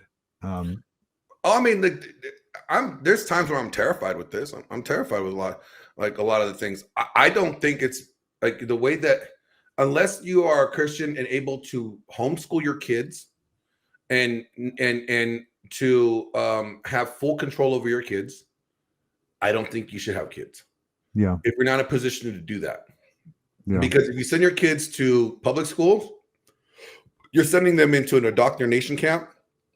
And the schools are designed to alienate kids from their families, right? And basically, they're not your kids once they get to the school system. They're their kids. You're just responsible for them. Yeah. And what is responsibility without authority? It's slavery. Right. Just the last 2 comments I put up on the screen. Basically, the one before that said that men are only as promiscuous as women will let them be, almost kind of like hanging this responsibility on women. And there is some truth in that. And I've got pushback from women because they're like, you make it seem like it's all women's fault. And I'm like, no, I don't. But to try to convince men to stop trying to have sex with women is an uphill battle. You're never going to get it through. I compared it to, you know, if a city was giving out welfare checks to all their inhabitants and everybody was not going to work because they were getting the free money, would you go to the people and ask them to stop taking the money, or would you go to the government and say, stop giving out the free money, dummy? You go to the government because the people are never going to stop taking the free money if it's being given out. So women do have a certain level of responsibility. Of course, yes, if men stop trying, which will never happen, and the problem would be fixed. But this woman says, I know my worth, and that's why I'm still single, because I won't sleep around. So that's really the problem, because the last person said, you know, well, if women stop giving it out, then men, you know, they can only be as promiscuous as women will allow. And eventually, and like Tate says, they would get married. This woman says, I'm waiting and I can't find a husband because I won't sleep around. It's like, how do you fix that? Well, it's like, well, one, you know, shout out to George Bruno. Shout out to him. He's in the chat. Okay. Hey, George, did you give me your email? Is that the email that you wanted me to email you on? If so, let me know. I haven't reached out to you yet because I wasn't sure if it was you or not.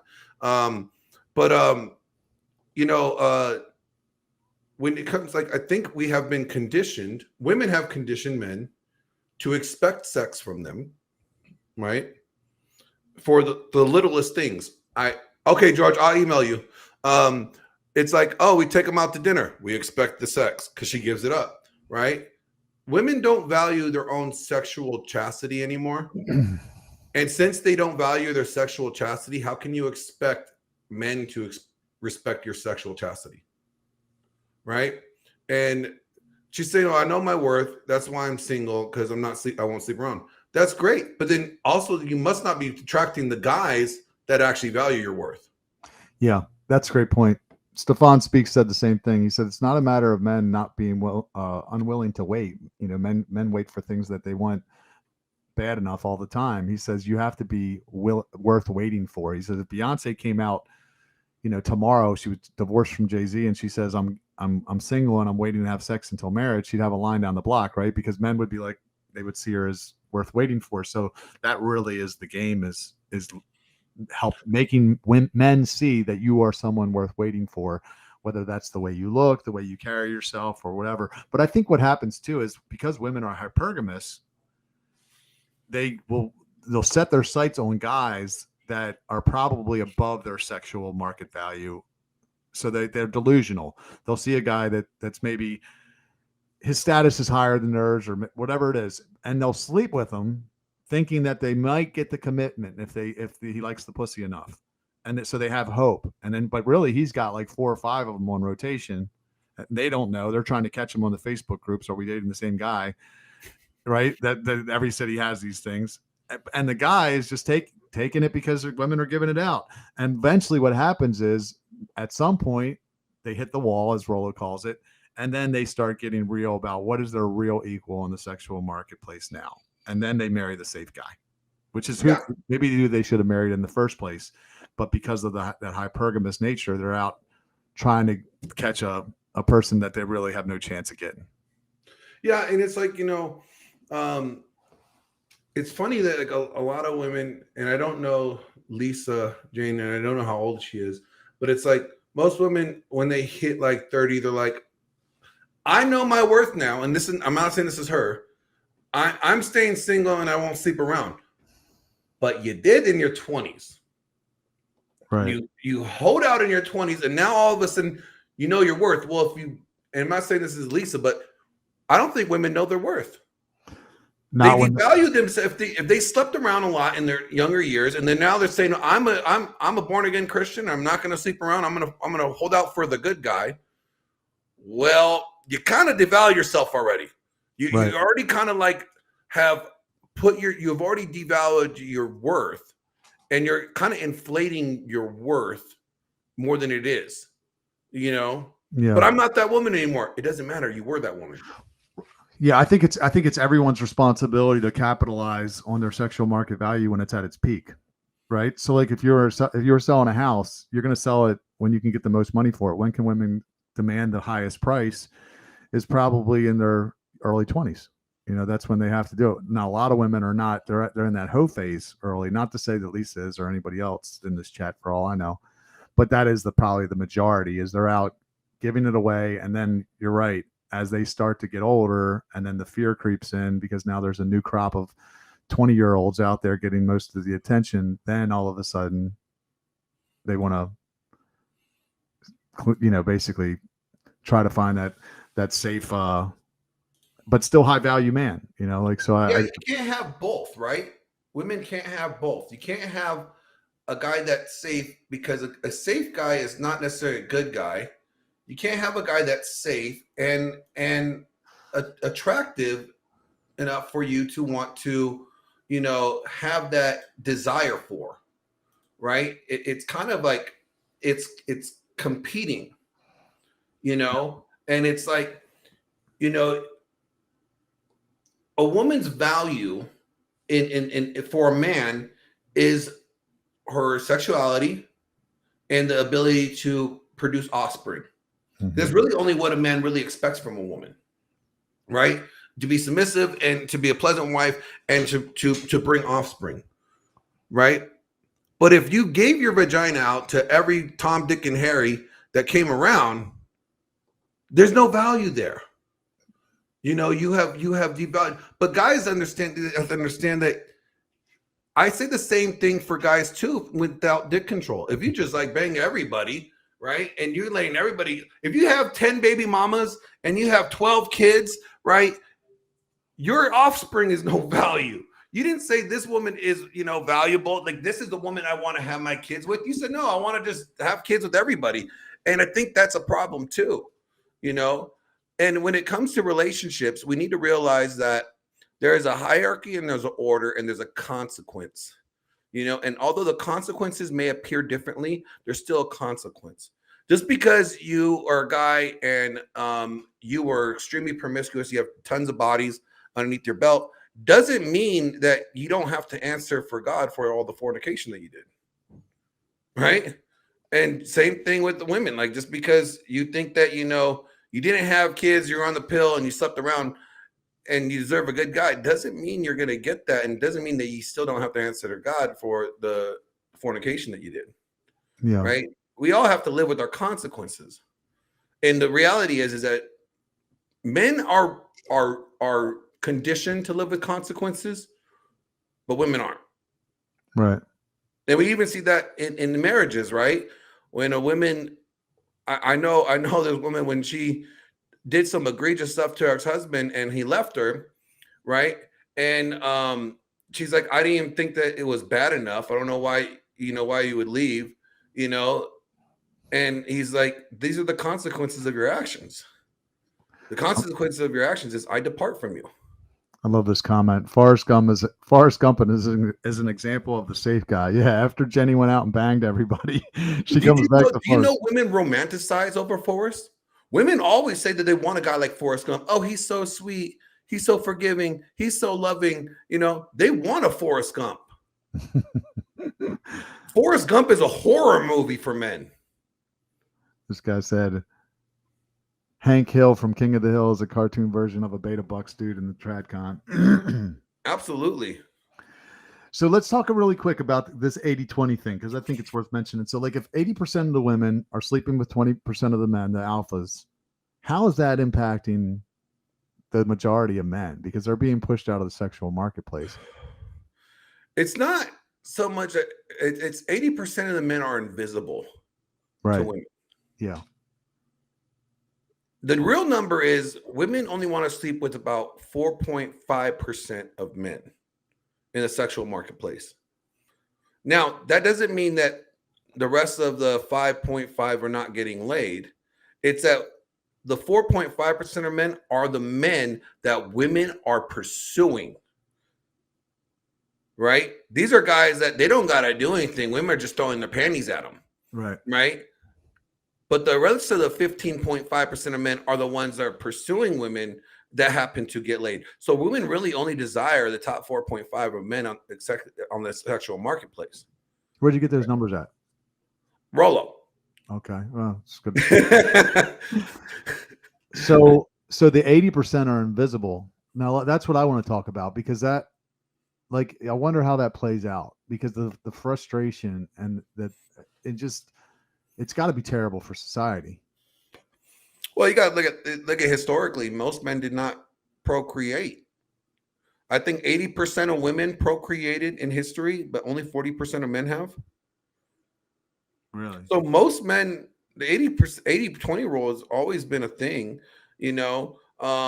Most men will not reproduce. Well, let me ask you this. Was it a thing, though? Because before the sexual revolution, when it was par for the course to, wait until marriage, or maybe you slept with somebody and then you married that person, that was probably the majority of people were either waiting until marriage or marrying the first person that they slept with. Then I think the numbers balance out, because there's a relatively same amount of men and women. And if monogamy was the standard, then most men are able to find a wife of equal, they're equal in the sexual marketplace.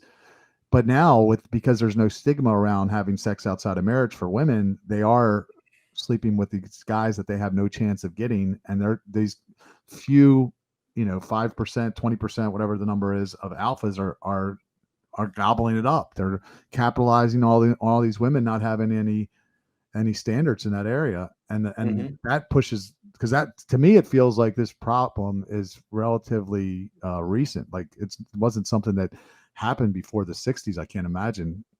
Do you ever remember the phrase like that? You're the milkman's baby. Yeah, or the mailman. Or the mailman's baby. Yeah, it was going on back then too. Yeah, so women will find a way to sleep with the alpha, even if they're with a beta. Yeah. Women will be like, why do you think you know, contraceptions are such a big deal? Why do you think women support abortion? Is it because they don't want to have the child with the beta guy. They don't want to have a child with a guy that's not of value. Yeah. So, and you look at history, right? Another reason why most men did not reproduce is most men died. They went to war, even before the 60s. Most men went to war and they died, So a lot of men did not reproduce just because they didn't get the opportunity to reproduce. Right. Women always have the opportunity to reproduce. So, the problem is, again, when I think about relationships and marriage, is that men tend not to have standards for women. I mean, I have a friend that tell me I will fuck the biggest, fattest, ugliest chick there is, and I'll bang the hottest chick there is. I will bang them the same. And I'm just sitting there like, dude, you have no standards. But it's like we men tend not to have standards, but women have standards. And we have accepted that women have standards. And that's okay. Women should have standards, but men need to have standards too. Yeah. Men need to have standards that are more than just she's pretty and she touched my pee-pee. Yeah. I think we need a fear of God too. That for me, that was the big thing that helped me have standards. Well, you think about it, like God says, like, hey, and not everybody's getting into heaven. Yeah. Like the path is narrow. So right. If God has a threshold and who his bride is going to be, shouldn't you have a threshold on who your bride is going to be? Yeah, of course. And shouldn't that threshold be a lot more than a woman touching your pee-pee? Yeah. I mean, you could get your pee-pee touched. It's not that hard. You could go down to the bunny ranch in Nevada and you could pay somebody to touch your pee-pee. So the threshold of pee-pee touching should not be, the standard for a wife. Like that should be, part of it, but not the standard. Yeah, agreed. So if God has a standard for his bride, then men need to have a standard for their bride. If God says, my standard for my bride is that she's submissive and that she is respectful and she is, she loves her family and she loves her children, and that she strives to be a Proverbs 31 woman, that should be the standard. The pee-pee touching is extra. Let's just put the standard, the pee-pee touching is a benefit, The issue is we live in America and they're surrounded by media and all the influences. It's almost like you'd have to go overseas. And even like I had Rich Cooper on my podcast. And he was talking about these passport bros. Do you know who they are? Oh yeah, no. I have a split understanding. Like I have like two different parts of passport bros. I'm cool with one part. I'm not cool with the other part. And people are like, oh, we just need to go over to another country and find a woman. Cool. Stay there. Don't bring her back. Right. You bring her back here, she's going to turn just into an American woman because she's going to become Americanized, and you're not going to like that. Let me ask you this. Is it possible that your frame is so strong that you marry a submissive woman and you keep her that way, even in spite of all? Because I feel like it is. Well, it's almost like, if your problem is American women, running away from your problem doesn't fix the solution. Well, You suck with women. If you suck with women here, you're going to suck with women over there. It's just going to be in a different manner. So it's like you ever played Madden, like the video game Madden, right? Now, I'm good at Madden. I like playing on pro mode, or expert mode, right? I'm playing hard because I want to be good at it. I want to be the best at it, right? So I'm not playing on easy mode. And a lot of times what guys do is they'll fly overseas, they'll marry a woman overseas, and like, I got her. Well, you don't think women have overseas game too? There's women game dudes overseas. They're like, oh yeah, I love you. You're American. You're my everything. I take care of you. I love you long time. You bring them to the States, they get that green card. They're like, deuces, I got paid out. I'm a U.S. citizen now. You can't do anything to me, right? There is game. Women are not dumb. So my thing is like, if you're going to be a passport bro, move to that country that woman is, because what's keeping her the traditional way that you like is the culture she's surrounded by, and stay in that culture.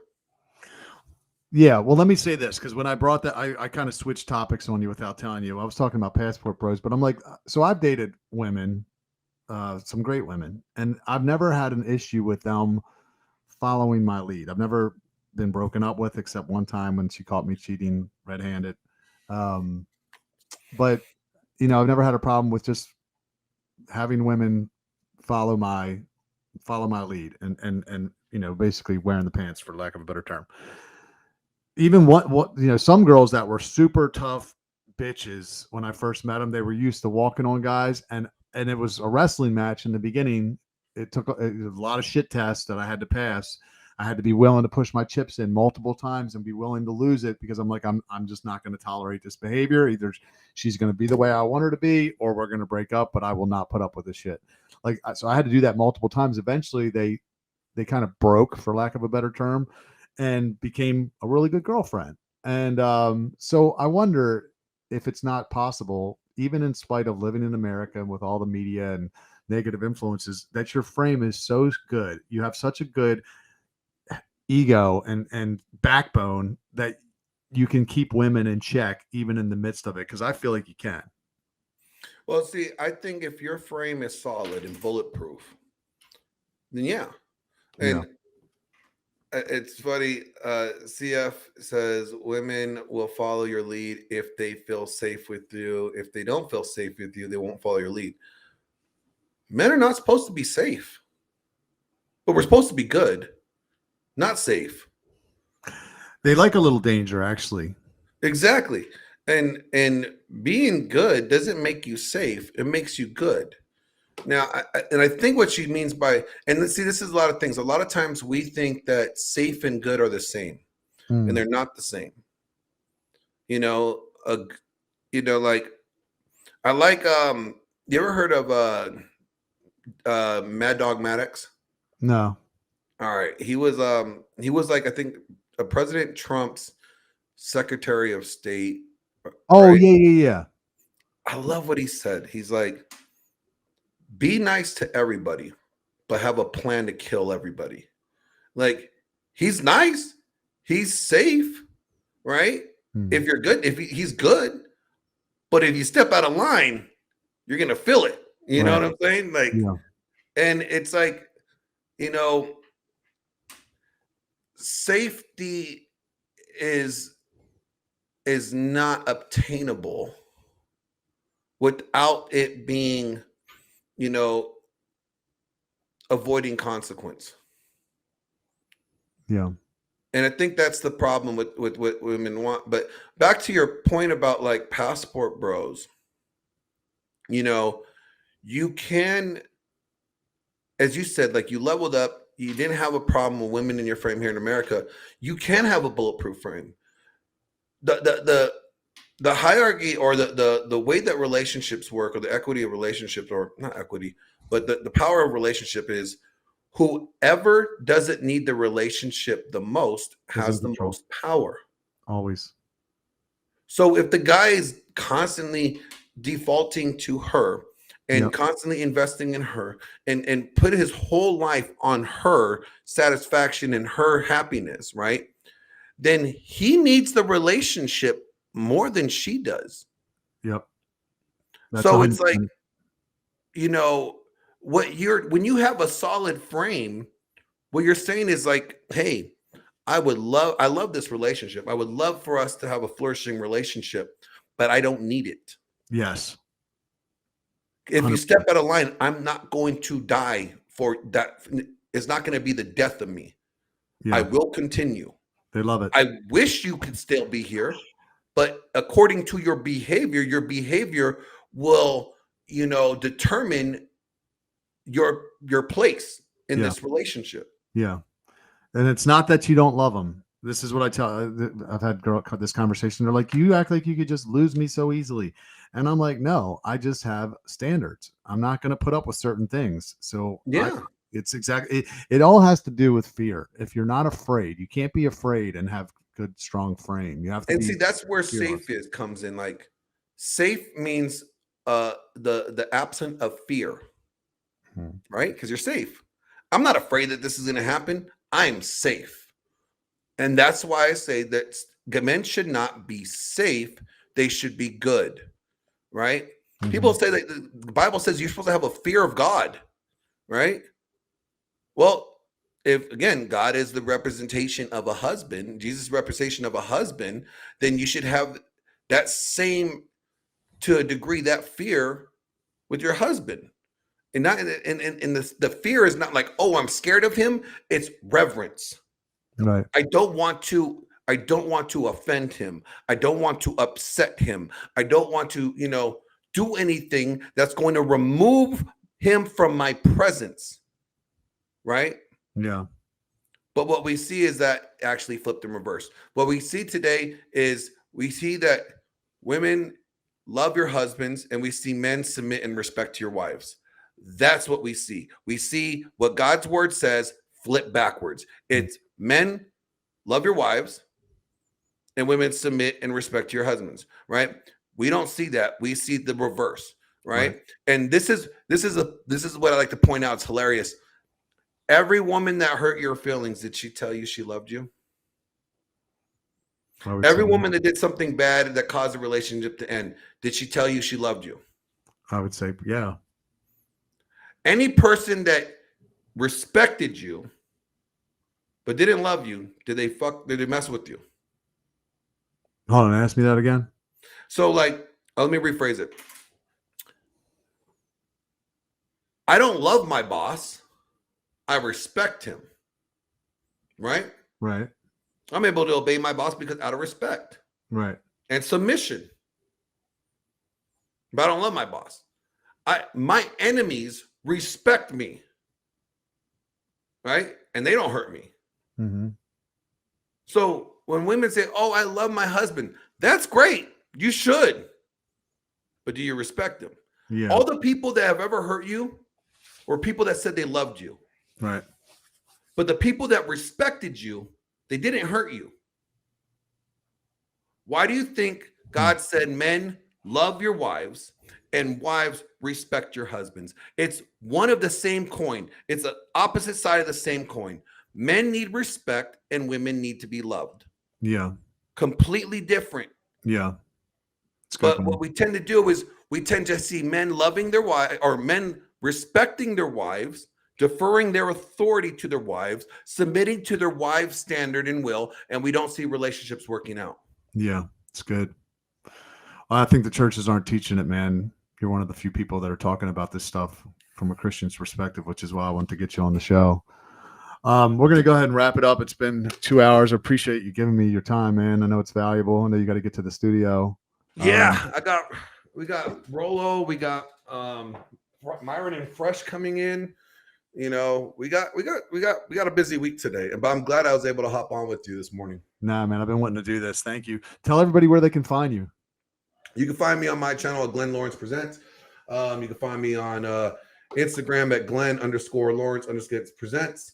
You can find me on Twitter at Mr. Glenn Lawrence. Yeah, you can find me there. If you want some one-on-one coaching, I offer that too. Just hit me up. I'll give you some coaching insight. Or you can find me on a chat with the Iron Disciples or Rob here. We're going to be doing a lot more work together. I think it's going to be fun. Maybe even getting like a small mini conference somewhere together and have us talking about these things. You're going to laugh, but I think so. I've been connected with this organization called Biblical Families. Everybody can check them out if they have any interest in learning more about polygyny. Even if you just want to try to dispute it, go to their website. Ton of resources there. biblicalfamilies.org. They're having a retreat in January in Vegas. No way. Yeah. So I'm thinking, I've never actually met these people. I've talked to them several times, but I may end up flying out there. So I'd love to meet you in person if that happens. Yeah. If you come out here, let me know. I'll come. I'll tag along with you. Yeah. Don't tell your wife though. She'll be like, I ain't hanging out with that motherfucker. Like, no, but that would be amazing, man. It would be really cool. For sure. Cool. Well, hey, I'll put all the links that Glenn just mentioned in the show notes. I just really want to quickly plug, if you're a man out there and you're watching, go join the Unplugged Christian Alphas Facebook group. I just started this about a month or two ago. It's really just guys like Glenn. We're sifting through the information from the manosphere from a Christian's perspective. And that's really was the goal in starting the group. You can actually go to unpluggedchristian.com. It'll take you directly to the Facebook group. It's free to join. Just answer a couple questions. And if you're a lady out there or a man, both, if you're waiting to have sex until marriage, join the Waiting Works community on Facebook. It's a bunch of people that are looking for love before sex. And there's about 4,000 people in that group supporting each other. So that's also free to join. So, man, hey, thanks again, Glenn. Awesome rapping with you. Appreciate you sharing your wisdom. No problem. Thank you. You have a good day. Okay, brother. All right. I'll talk to you soon.